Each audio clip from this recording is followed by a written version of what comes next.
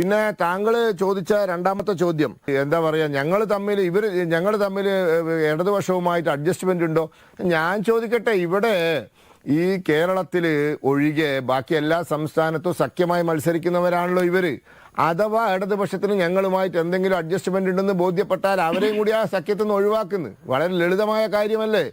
India രാജ്യത്ത് മറ്റു സംസ്ഥാനങ്ങളിൽ ഈ കോൺഗ്രസിന് ഈ ഇടതുപക്ഷത്തിന് കേരളത്തിൽ ഞങ്ങളുമായി അന്തർധാരയുണ്ട്, ഒറ്റ കാരണം പറഞ്ഞങ്ങ് ഒഴിവാക്കിയേക്ക്.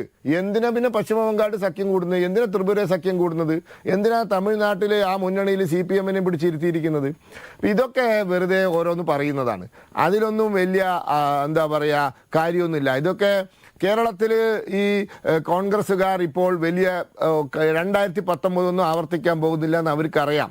അപ്പം അവർ മുൻകൂർ ജാമ്യം എടുക്കുകയാണ്. ഇത് സാധാരണ സംഭവിക്കാറുള്ളതാണ്. ഞങ്ങൾക്കതിൽ വിരോധമൊന്നുമില്ല. അവർക്ക് എന്ത് വേണമെങ്കിലും പറയാം.